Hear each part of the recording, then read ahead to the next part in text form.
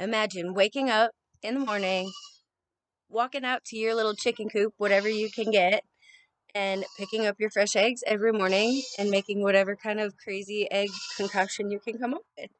I'm going to show you the 3 very simple ways to take care of your chickens, the right way to collect them and wash them, and then the right way to store them. So first of all, we need to gather your eggs. So you're going to want to get your favorite bucket and either your mud boots or your farm shoes, whatever you like. And then you're going to come on out to your pen. I've already picked up my eggs for the day. And I have a girl over here who's what we call broody.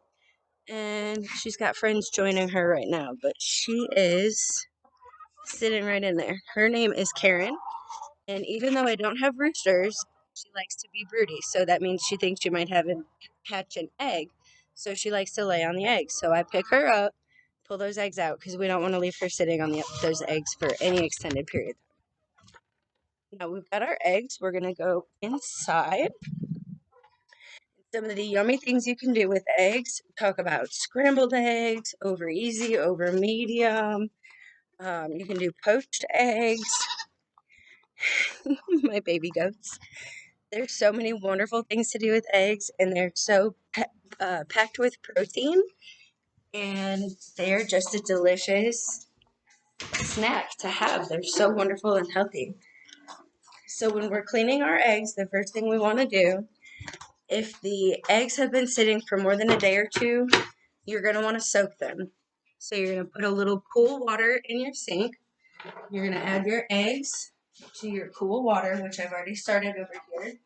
The purpose of this is to see if any of the eggs float. You want to make sure none of them float because if they do, that means they're bad. Next step is that you're going to want to scrub. You get your brush. I use something kind of like this.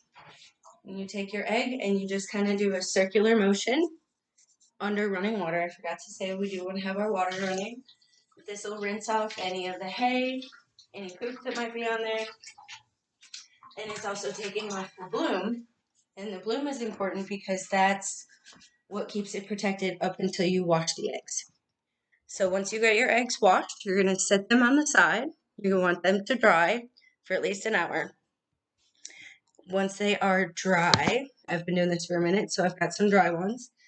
I take my container and I have dates. I always have a little label on my containers, and it's important for someone like me with 23 hens that I know when I pulled the eggs in, when I washed them. I usually do it every single day.